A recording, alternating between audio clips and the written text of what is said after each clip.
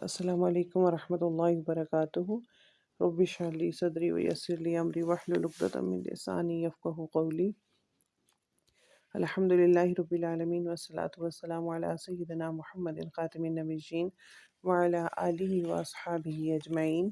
باب المعاصی من امر الجاہلیہ، گناہ جاہلیت کی بات ہے۔ حضرت حسن احنف بن قیس سے روایت کرتے ہیں کہ جنگ میں حضرت علی کی مدد کرنے کو چلا تو مجھے ابو بکرہ مل گئے اور کہنے لگے کہاں کا ارادہ ہے؟ میں نے کہا کہ حضرت علی کی مدد کروں گا۔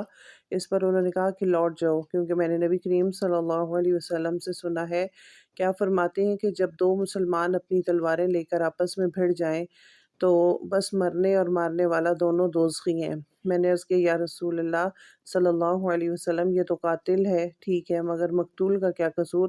تو آپ نے جواب دیا کیونکہ وہ مقتول بھی اپنے مسلمان قاتل کو قتل کرنے کا خواہش مند تھا۔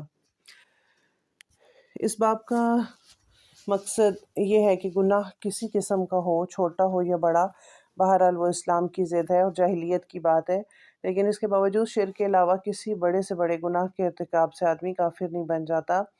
حدیث کے مضمون سے ثابت ہوتا ہے کہ حضرت علی اور حضرت معاویہ کے درمیان جو لڑائی اسلام اور ایمان کے تقاضے کے خلاف تھی، اسی بنا پر ابو بکرہ نے احنف بن قیس کو روکا، مگر رسول اللہ صلی اللہ علیہ وسلم کا جو ارشاد انہوں نے نقل کیا اس کا تعلق لڑائی سے ہے جو محض ذاتی اور نفسانی اغراض کے تحت ہو، لیکن حضرات صحابہ کی باہمی جنگ غلط فہمیوں اور اجتماعی اور دینی مسائل کی بنا پر واقع ہوئی تھی، اس لیے قاتل اور مقتول والی مذکورہ حدیث کا اطلاق اس جنگ کے شرکاء پر نہیں ہوتا۔ چنانچہ دوسری روایت سے معلوم ہوتا ہے کہ احنف بن قیس نے ابو بکرہ کا مشورہ جو ہے وہ رد کر دیا تھا اور وہ باقاعدہ طور پہ حضرت علی رضی اللہ تعالیٰ عنہ کی طرف سے جنگ میں شریک بھی ہوئے تھے۔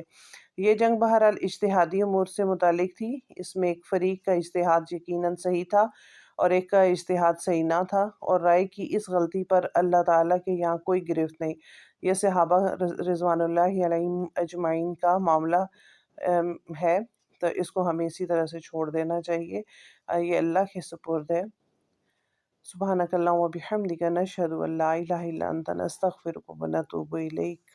السلام علیکم ورحمۃ اللہ وبرکاتہ۔